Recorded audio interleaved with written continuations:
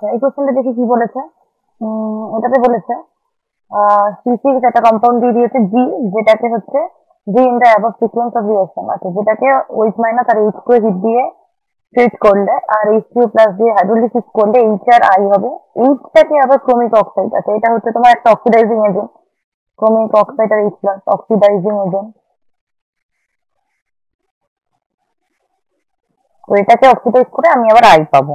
আচ্ছা, তো এটা দেখেই মনে হচ্ছে একটা এস্টার হাইড্রোলিসিস। এবার আমরা কি জানি এস্টার হাইড্রোলিসিস কেমন হয় রিঅ্যাকশন?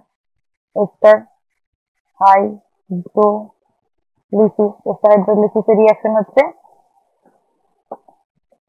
আচ্ছা ধরো একটা কোনো এস্টার নিলাম আর COO আর ড্যাশ, এটাকে যদি OH মাইনাস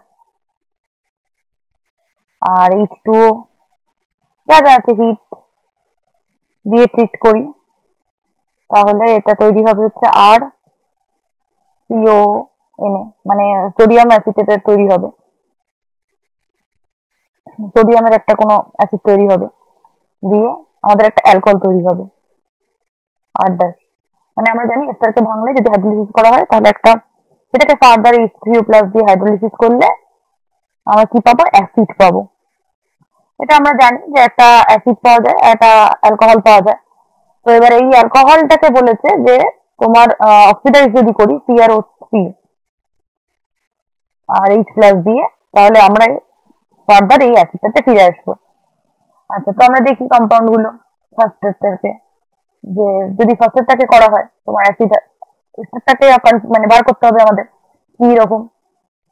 তো ফার্স্টেরটা কি দিয়েছে? CH3 আছে, এটাকে ভাঙ অ্যালকোহল আর এস্টারে,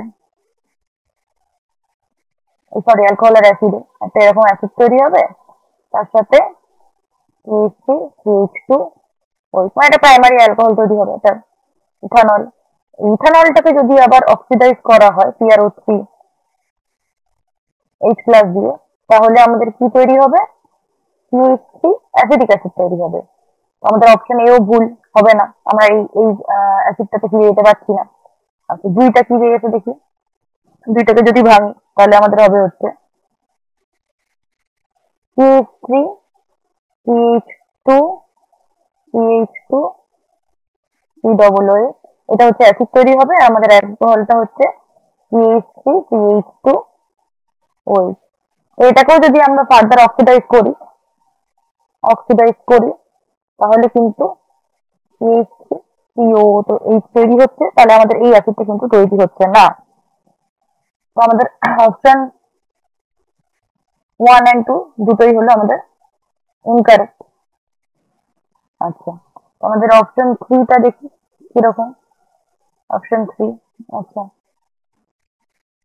অপশন 3টাকে ভাঙি অ্যাসিড আর এস্টারে, যদি ভাঙি তাহলে কিরকম হবে? CH3 CH2 CO CH2, এটাকে যদি ভাঙি OH মাইনাস জল H দিয়ে H2 প্লাস দিয়ে হাইড্রোলিসিস করলে CH3 CH2 COO, এটা হচ্ছে আমাদের অ্যাসিডটা।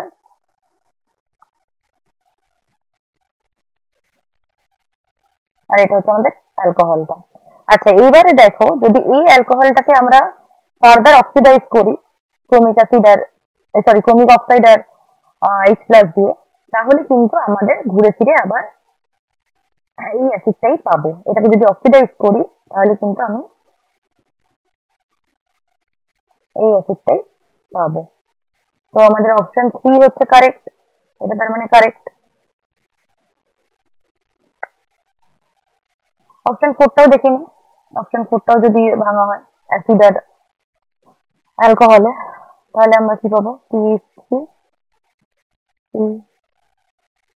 আচ্ছা, আমি একেবারে ভেঙে তোমার কম্পাউন্ডটাকে ভেঙে আমি অ্যাসিড আর অ্যালকোহলটাই লিখে দিচ্ছি, দিয়ে সেটাকে ফার্দার অক্সিডাইজ করে দেখবো হচ্ছে কিনা।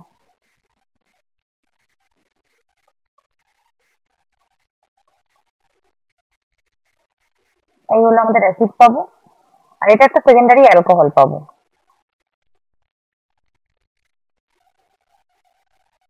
যেটাকে ফার্দার যদি অক্সিডাইজ করি তাহলে কিন্তু আমাদের এটা কিন্তু অ্যাসিড হবে না, এটা একটা কিটোন হয়ে থেকে যাবে, অ্যাসিটোন হয়ে থেকে যাবে।